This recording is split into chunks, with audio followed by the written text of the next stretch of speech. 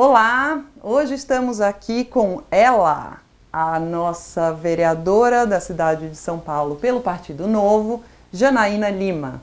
Vou te pedir para contar quem é você em uma linha. Assim, Janaína estudou aonde, nasceu aonde, quantos anos ela tem e depois a gente vai aprofundando a nossa conversa. Pode ser? Pode, claro. Tá bom.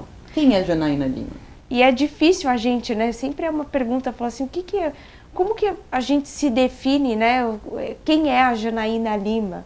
E eu sempre fico perguntando, olhando, tem uma frase que eu gosto muito, que a gente só pode olhar para o futuro se a gente vive o nosso presente, mas que a gente tem a capacidade de respeitar o nosso passado, com todos os seus aprendizados, com todas as suas dores. Então, eu sou Janaína Lima, vereadora da cidade de São Paulo, tenho 36 anos, eu sou mãe de um sapequinha de 4 anos, ele chama João Pedro, que veio na minha vida num momento muito especial. Eu me candidatei grávida, eu lembro que quando cheguei no meu partido para fazer uma entrevista, porque lá a gente passa por um corredor polonês, sabe, gente? Para poder ser aprovado num processo seletivo. Eu cheguei lá grávida, enorme, aquele barrigão, e foi uma emoção muito grande fazer a campanha com ele nos braços. Eu nasci e cresci na comunidade do Capão Redondo. Eu sempre digo que eu devo tudo, Bel, que eu sou a minha comunidade. Foi minha comunidade que me ensinou a superar os desafios. Eu nasci com um problema de saúde, aquelas epilepsias descontroladas, e alguns chamam, né, de epilepsia refratária, e a minha comunidade cuidou de mim. Então, assim, a minha infância foi assistida por todos os vizinhos, por todos os amigos. Minha mãe era uma líder comunitária no Capão, meu pai era um motorista de ônibus, e por muito tempo eu acreditei que o mundo era aquilo que eu via pela janela da minha casa. E eu acho que foi pela janela dos ônibus, das caronas que eu pegava com meu pai, eu descobri esses prédios altos da cidade, esse mundo que eu poderia alcançar.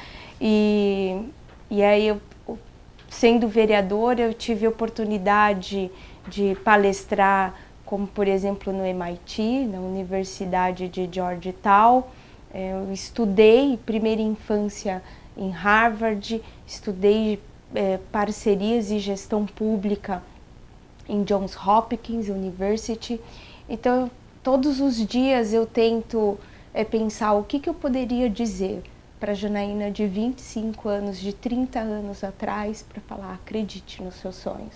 Mas eu queria te colocar aqui alguns dados para a gente se aprofundar na questão do retrato que traz uma fotografia não muito legal sobre a subrepresentação da mulher na política brasileira. Sabe que a mulher é a maioria da população eleitora no Brasil, somos 52%, dados de 2018.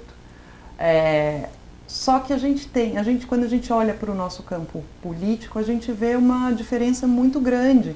Então, por exemplo, tem dados que mostram que o Brasil é o país com a menor representatividade feminina nas casas parlamentares na América do Sul. Outro dado que me chocou: a Assembleia Legislativa do Mato Grosso do Sul não tem uma deputada mulher.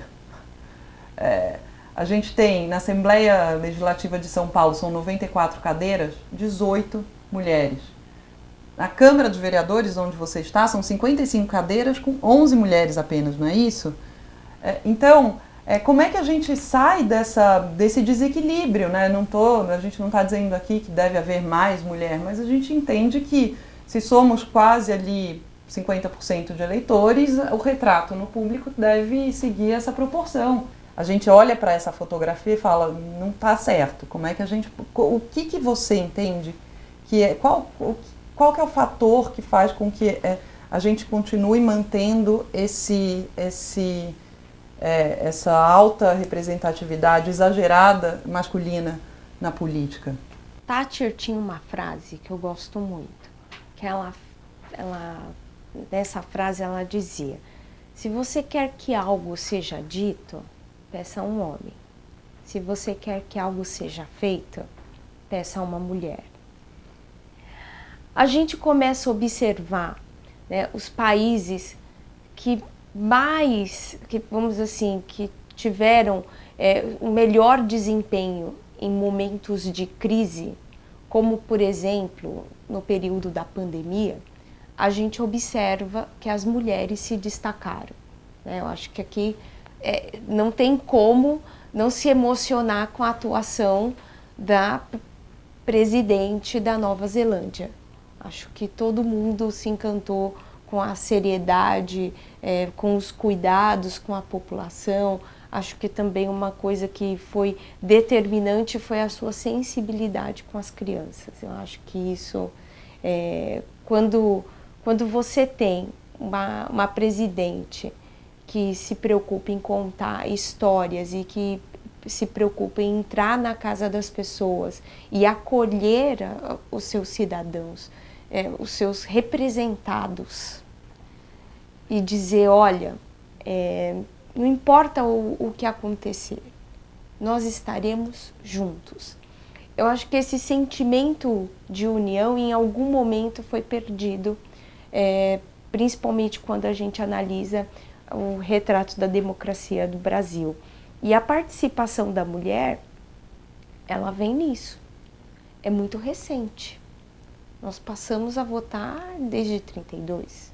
Então, é uma coisa ainda... E a minha pergunta sempre, toda eleição, é porque mulher não vota em mulher. Grande parte do eleitorado feminino escolhe homens. É mesmo? E grande parte também das mulheres votam no candidato escolhido pelo marido. Uau! Então, o processo, eu acho que a gente entender, né, que a nossa vida ele é um livro em branco.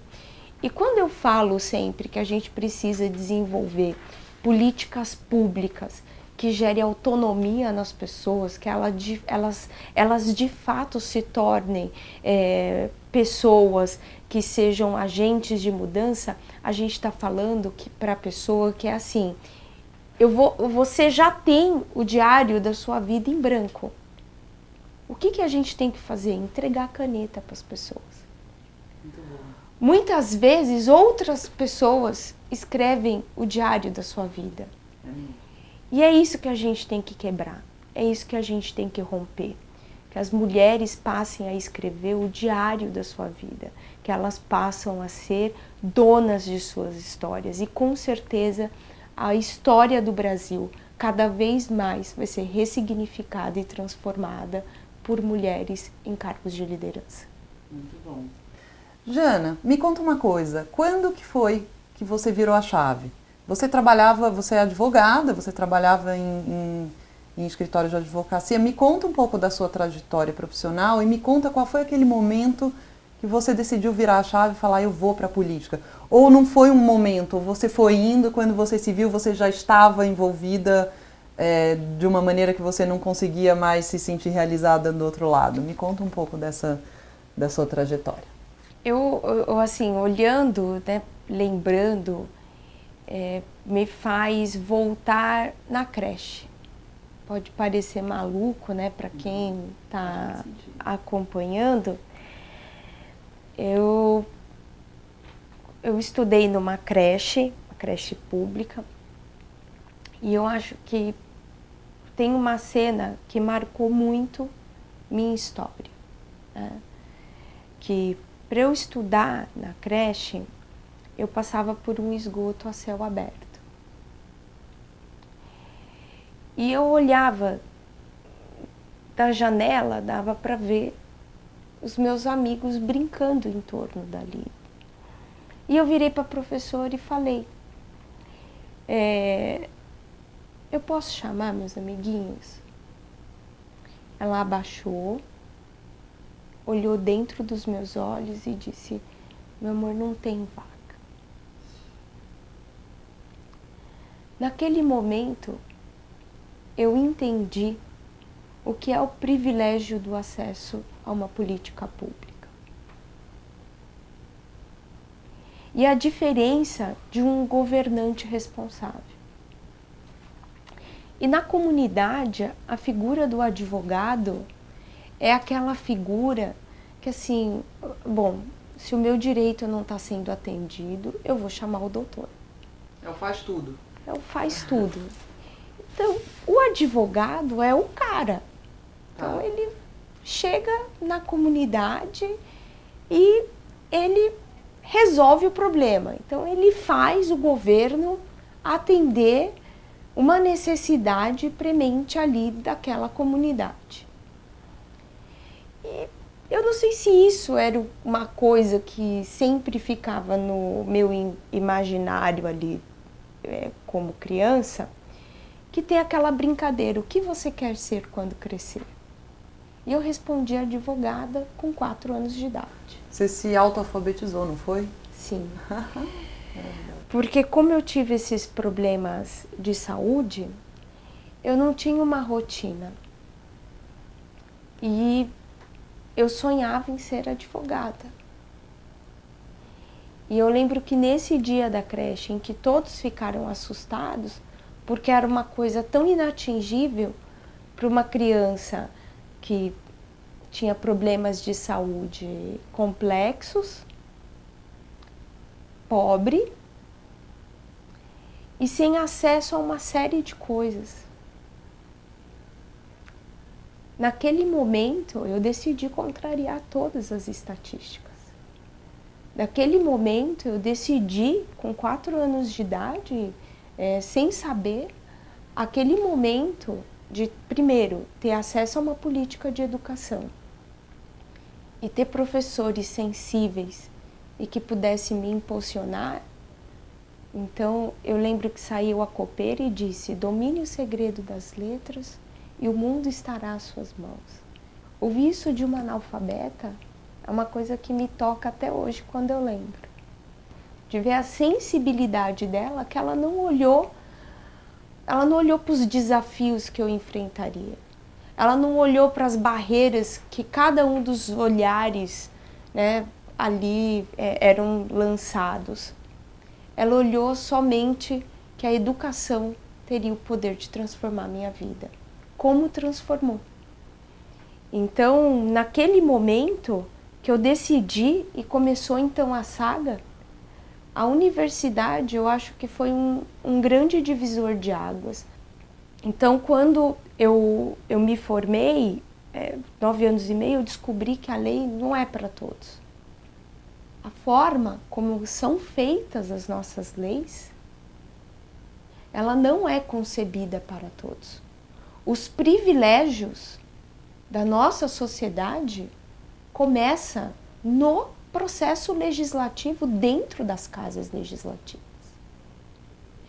Então, como uma boa advogada que sonhou em ser advogada para que essa lei alcançasse todos, o meu primeiro passo era ir dentro dessas casas legislativas e mudar a forma como é feito a concepção das nossas leis. Então, hoje, dentro da Câmara Municipal de São Paulo, é isso que eu faço. Eu tento promover leis e muitos querem fazer uma divisão da sociedade. Que ou você está do lado dos ricos ou você está do lado dos pobres. Não, a lei é para todos. A partir do momento em que você privilegia alguém, você está condenando todos. Porque você não consegue a tão sonhada liberdade e tão pouco a justiça social pregada por tantos. Então, para a gente, de fato, conseguir fazer um Brasil de igualdade de oportunidades, um Brasil em que o CEP que você nasceu não determina quem você será, a gente precisa acabar com os privilégios de poucos para que muitos tenham vozes. Mas vem cá, me conta como foi chegar em casa pro seu marido, grávida, e dizer: olha, eu decidi, eu vou me candidatar. Me conta, você tinha muita certeza disso ou você teve teve uma rede aí de parceiros, de amigos, de apoio que te estimularam? Imagina, nós mulheres, a gente tem um problema, Bel. A gente acha que a felicidade, ela é construída por escolhas. Ou você escolhe ser feliz no amor, ou você escolhe ser feliz no trabalho. Eu vou explicar para você. A gente não acredita que a gente pode ser plena. E por muito tempo eu acreditei nisso também. Então, quando eu descobri que eu estava grávida do João Pedro, muitos amigos meus, nesse processo dessa candidatura, falavam, não. E amigas também, você tem que cuidar do João agora. Agora você precisa dar um tempo nessa loucura, porque eu sempre trabalhei muito. Eu trabalho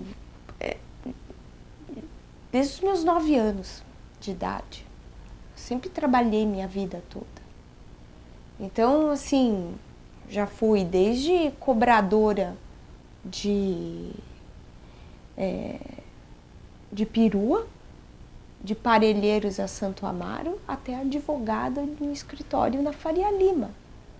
Então, trabalhar era uma coisa, e a sociedade entende que quando você é uma mulher de trabalho, você está mandando essa mensagem.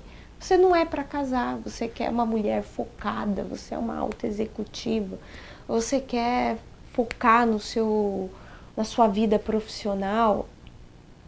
E se você é aquela, né, a Cinderela, né, como você mesmo trouxe, que está buscando o amor da sua vida, e então você é a Cinderela que vai encontrar o seu príncipe encantado, né? E não existe a Cinderela profissional, né? Então a sociedade tem 2 caixinhas, não é isso? A sociedade... Ou é a Cinderela ou o Diabo Veste Prada. Isso, exatamente. Tá. Exatamente. E aquela figura, né, da executiva dura, da executiva masculinizada, para você dialogar no ambiente corporativo.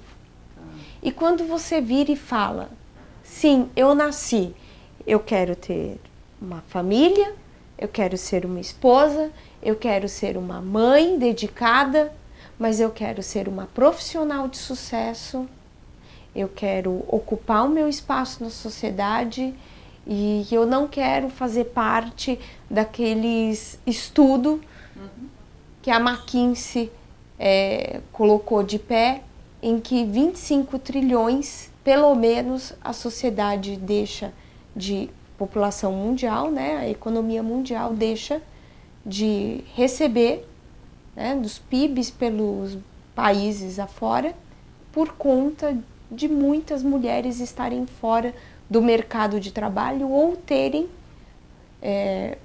remunerações diferentes para ocupando os mesmos cargos. Então, quando você toma essa decisão, não é uma decisão que a mulher na sociedade de hoje toma sozinha. E comigo não foi diferente. Eu tive poucos amigos que viraram para mim e falaram, nós não nos sentimos representados pelos políticos que estão aí. E nós queremos que você nos represente.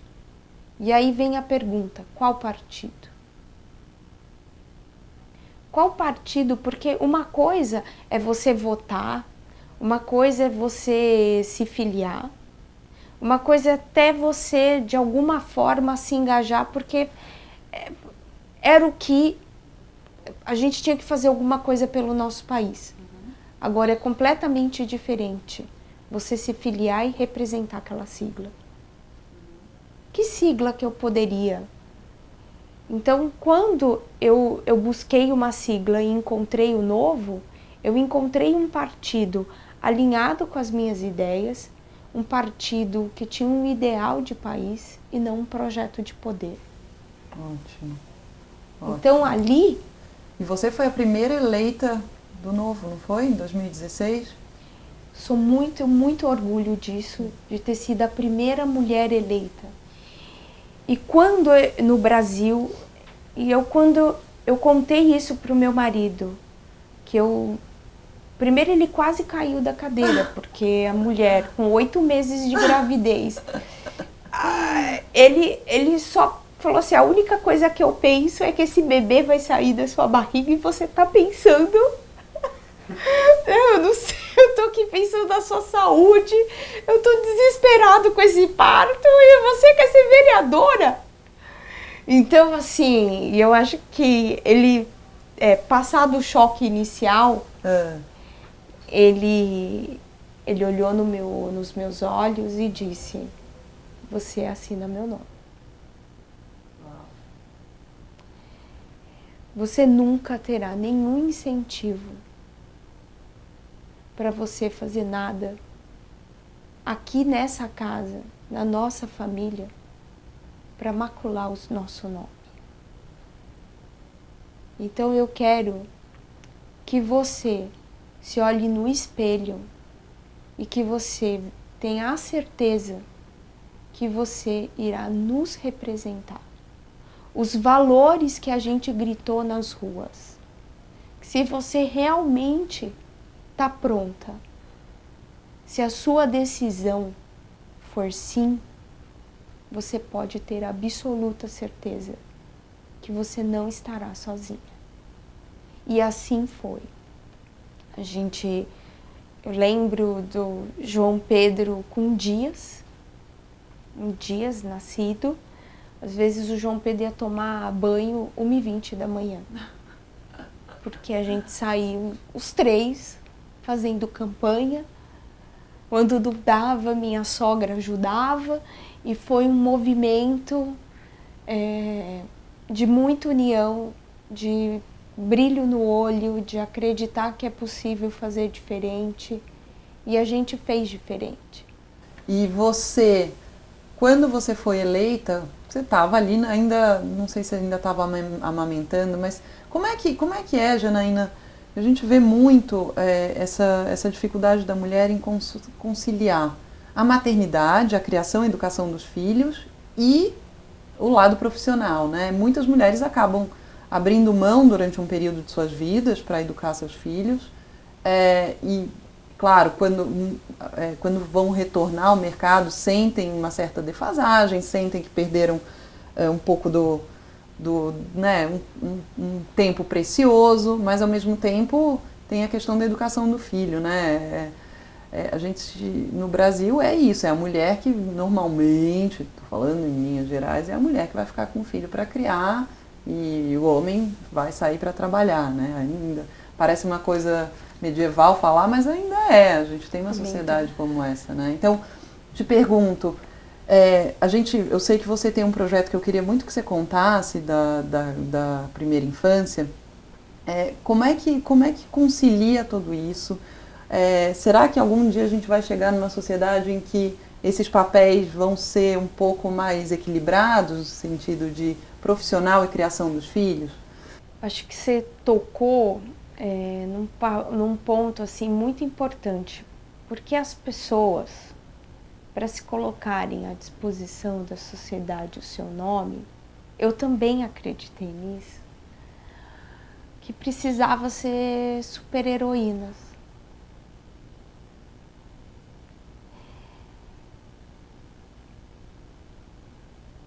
Eu tive depressão pós-parto. É mesmo? Menina.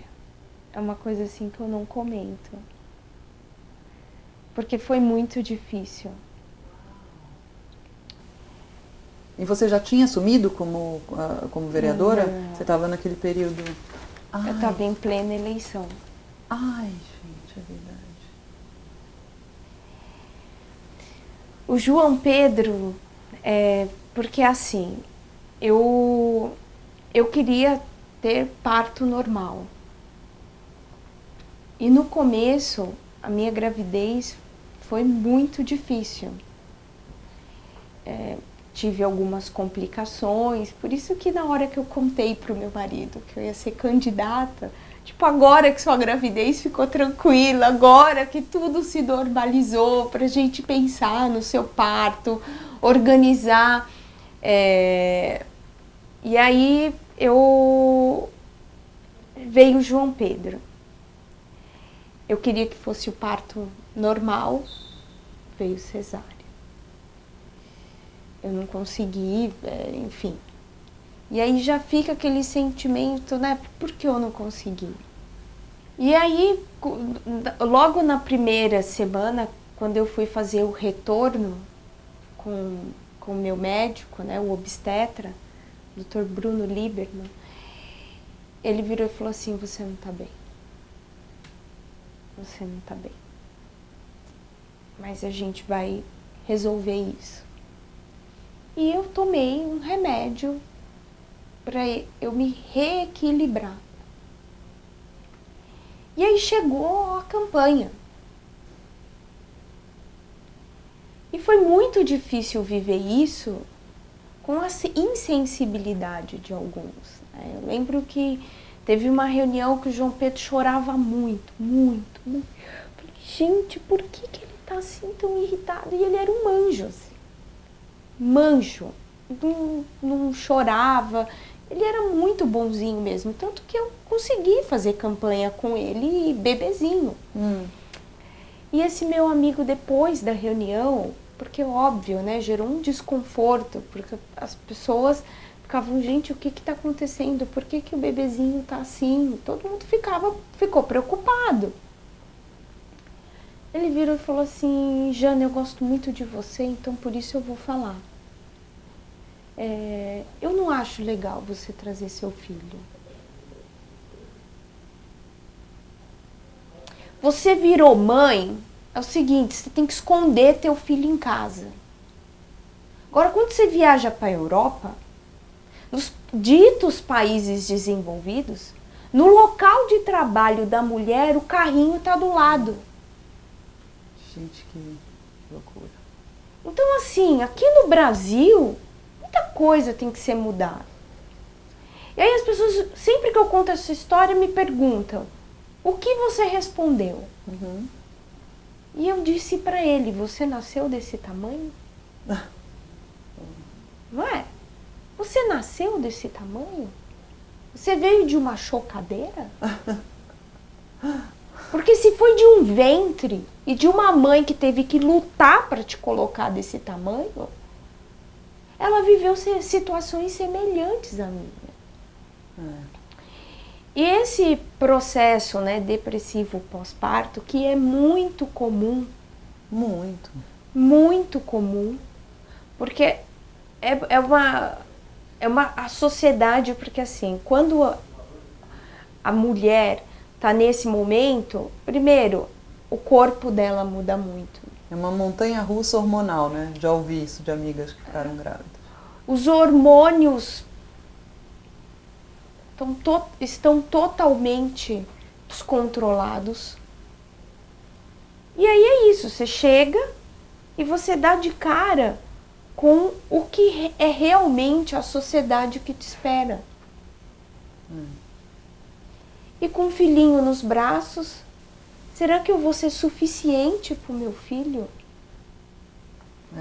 Será que eu vou ter condições de dar tudo o que ele precisa? Pois é.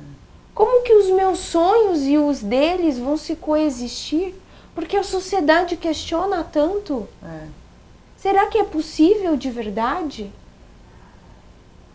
E como conciliar você cuidando de uma população que te elegeu e cuidando do João Pedro, como é? Porque ao mesmo tempo você está ali para representar a população que te elegeu, né? Não só quem te elegeu, mas toda a população. Mas eu só sou a vereadora que sou porque eu sou a mãe do João Pedro.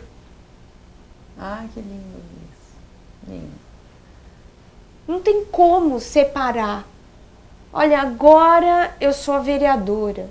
Agora eu sou a mãe. Não. Ser mãe me tornou muito mais sensível, muito mais humana, muito mais dedicada.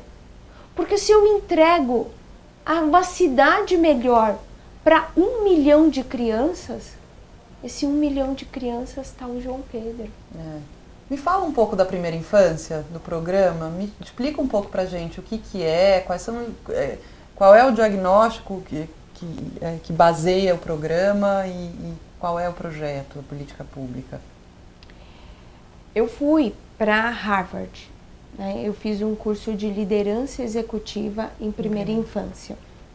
E lá tive aula com Jack Shonkoff e tantos outros grandes nomes que puderam me dar o embasamento do que tem de mais avançado em neurociências para trazer para a cidade de São Paulo.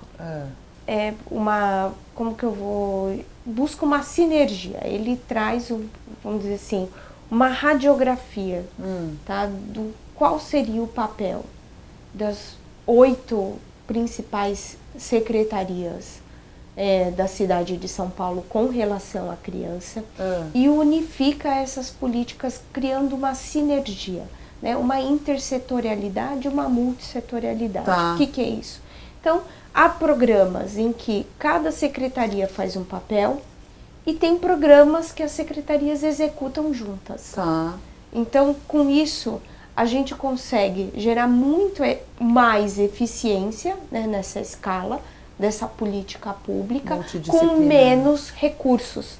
Porque a criança era um número na educação, um número na saúde, um número na assistência, tendo a possibilidade de a compra das vagas nas escolas particulares, pelo preço que o aluno custa na rede pública.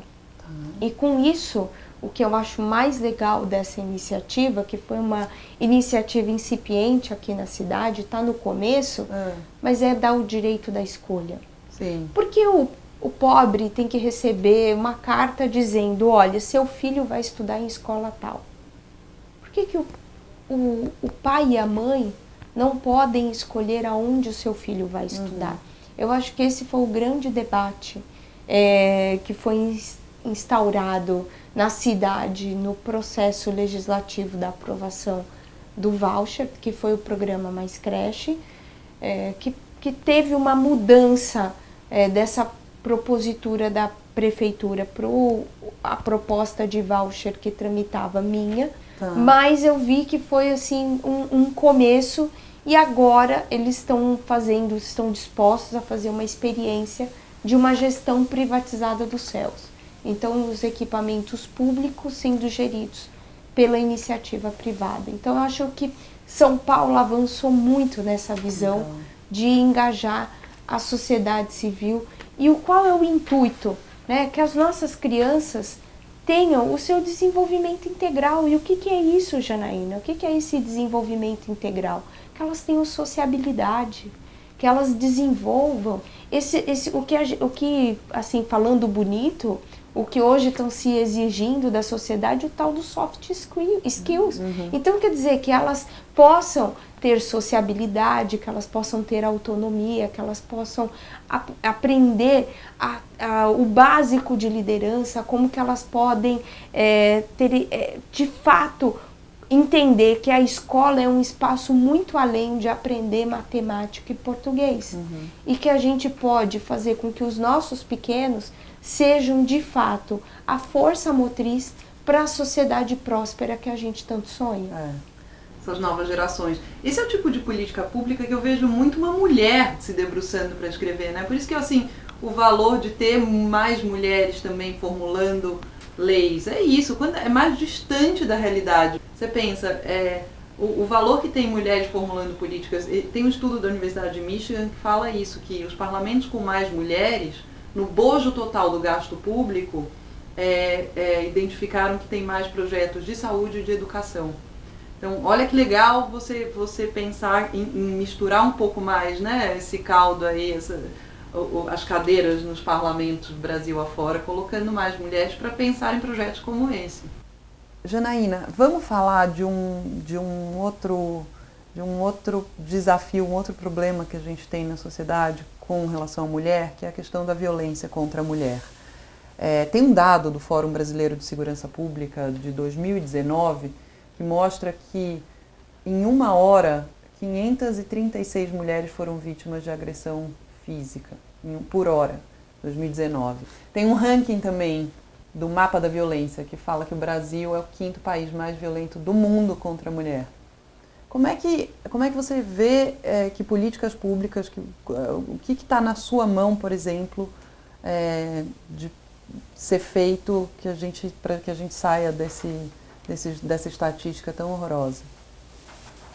Só de nós estarmos aqui, 2 mulheres, falando sobre isso, a gente já está fazendo algo. A gente está conscientizando a sociedade de que chega, né? Já deu. É muito recado que a nossa sociedade passou muito recentemente também para a classe política, renovando significativamente o Congresso Nacional. Então eu acho que a gente, só de estar aqui, tendo essa consciência e debatendo isso, coisa que era um tabu, você falar de violência contra a mulher era meio que um tabu. Era uma coisa assim que todo mundo sabia que acontecia, mas era aquela coisa, a briga de marido e mulher, não se mete a colher. E aí a gente chegou o momento em que a gente está dizendo, sim, briga de marido e mulher, a gente mete a colher, sim. E olhando tudo isso, quando a gente olha esses dados que você falou, quando a gente analisa, por exemplo, que mais de 16 milhões de mulheres, é maior que a população da nossa cidade de São Paulo, já alegam que já sofreram algum tipo de violência. Do mandato, a gente colocou de pé uma campanha de combate à violência que teve resultados assim impressionantes. A quantidade de mulheres que nos procurou, que buscou ajuda. A gente recentemente está lançando também uma campanha contra a pedofilia, porque são dados também que assustam muito. E 90% desses casos, o abusador é da própria família. 90%? 90%. Então a gente precisa estar atentos. E toda essa estrutura da sociedade em que a mulher, né, é a bela e a recatada do lar, então assim, você tem que sofrer tudo calada, tudo... mulher que reclama é chata, mulher... Então, assim, tem uma série, tem um roteiro, eu acho que assim, tem um script que desenharam para nós mulheres, mas sem nos consultar. Então, a gente não é obrigada a aceitar isso, e muito menos se submeter à agressão. Então, se você que está nos assistindo está sofrendo algum tipo de agressão, você pode nos procurar, tá? Janaína Lima, você me acha em todas as redes sociais. Nós temos uma campanha estruturada. Nós desenvolvemos, inclusive, Bel, uma campanha com o Maria Penha Guardiã, que é um programa da Guarda Civil Metropolitana, que a gente não só dá esse apoio para as mulheres, como também a gente capacita todos os guardas a lidarem com essa situação. Então, é importante saberem que existem profissionais que têm sensibilidade para atuar com essa questão e que vão contar sempre com o nosso apoio. É isso, Bárbara. Também tem algumas iniciativas, eu acho que, concordo com você, que quanto mais se debate, quanto mais se fala, quanto mais luz se traz para o assunto e tira ele desse lugar de tabu, a gente está fazendo um trabalho importantíssimo, né? Eu acho que a gente vai percebendo isso ao longo do tempo. Bom, Janaína, vamos caminhando para o final aqui, tem muito papo, mas eu queria te perguntar, eu queria que você explicasse para a gente o que é a história das candidatas laranja, né? É um fenômeno só brasileiro, eu não sei, mas eu sei que a gente vê muito por aqui. Tem um dado também das eleições municipais de 2016 que diz que em cada 10 candidatos que receberam 0 votos, 9 eram mulheres. O que acontece? Me conta. É uma distorção que acontece no processo eleitoral com a instituição das cotas. Foi votada no Congresso Nacional uma lei que determina que 30% de uma chapa, né? Que é essa chapa? É um conjunto de candidatos. Então, assim, de cada partido, desse conjunto de candidatos, 30% tem que ter de um gênero diferente. Então, obviamente, se a gente está falando aqui que a mulher passou a votar em 32% e que a representatividade da mulher é baixíssima nas instituições políticas, o grande problema não é o gênero masculino, mas o gênero feminino. Então, as mulheres ainda estão tão tímidas, mas isso está mudando. E eu entendo que essa lei, obviamente, que ao ser concebida, ela teve um objetivo nobre. Mas o efeito, obviamente, como eu disse no começo, é desastroso, porque você distorce, né, o processo que seria natural, né, que é você conscientizar. Eu encontrei, tá, na Câmara, eu fui presidente, sou ainda, né, presidente da Comissão de Relações Internacionais. Na Comissão de Relações Internacionais, eu fiz questão de trazer os países que mais possuem representação feminina para trazer um debate de quais foram as políticas públicas e quais foram as estratégias, né, que o país, como um projeto de país, adotou para que de fato conseguissem esse resultado. A Inglaterra me chamou muita atenção. Eles trabalham esse, vamos dizer assim, esse papel da mulher, esse papel de autonomia, de voz, de liderança, desde a primeira infância. Uau! Então, todos esses receios, essas dúvidas que a gente conversou aqui nessa entrevista maravilhosa, não existem.